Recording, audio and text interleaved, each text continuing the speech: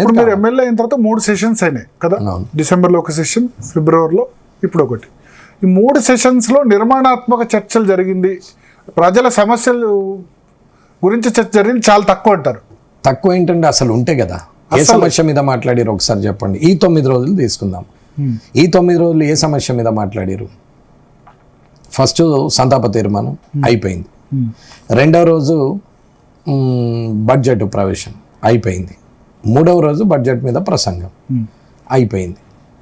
పెట్టిన గారడి అంకెల మీద మాట్లాడడం ప్రతిపక్ష బాధ్యతగా వాళ్ళు మాట్లాడుతున్నారు. ఏదో అంతకుముందు బాగా చేశాము, ఇప్పుడు వీళ్ళు బాగా చేయట్లేదని గత ప్రభుత్వం వాళ్ళు కూర్చుండి ప్రతిపక్షంలో కూర్చుండి మాట్లాడుతున్నారు. ప్రస్తుత ప్రభుత్వం వాళ్ళు గత ప్రభుత్వం చేసిన తప్పులని ఎత్తి చూపుట్లనే సమయం సరిపోతలేదు. అంటే ఎటువంటి విషయాలు జరగాలి? బడ్జెట్ అంటే ఇప్పుడు నెక్స్ట్ 1 yearలో స్పెండ్ చేయబోయే దాని మీద చర్చ జరిగింది. అది ప్రజల సంబంధించిన ఇష్యూ కదా. అది ప్రజలకు అర్థమయ్యేటట్టు ఉందా? దేనికోసం పెడుతున్నారు, ఎందుకు పెడుతున్నారు, అసలు యాక్చువల్ రిసీట్స్ ఎంత, ఆ ఎక్స్పెండిచర్ ఎంత అనేది చెప్పగలగాలి. మీరు 2,91,90,000 కోట్లు 2.91 crores పెట్టినాము. 2,91,000 కోట్ల బడ్జెట్ పెట్టారు. ఈ 2,91,000 కోట్ల బడ్జెట్ ఏమిటి, దేనికి పెడుతున్నారు అనేది ప్రజలకు ఎక్కడ అర్థమైంది ఒకటి చెప్పండి నాకు.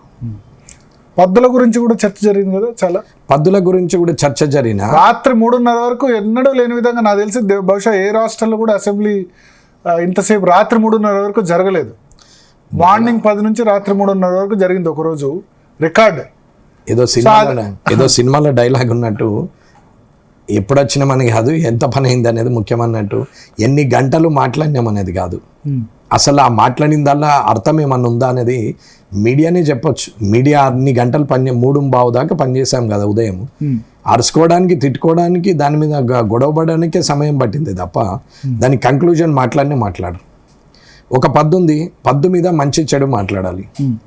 ఒక బడ్జెట్ పెట్టినాం 2,91,000 కోట్లు ఏదైతే పెట్టిరో ఈ డబ్బు 3 లక్షల కోట్ల డబ్బు ఏనంగెళ్ళి వస్తుంది అని అడిగిన సభ్యుడు ఉన్నాడు?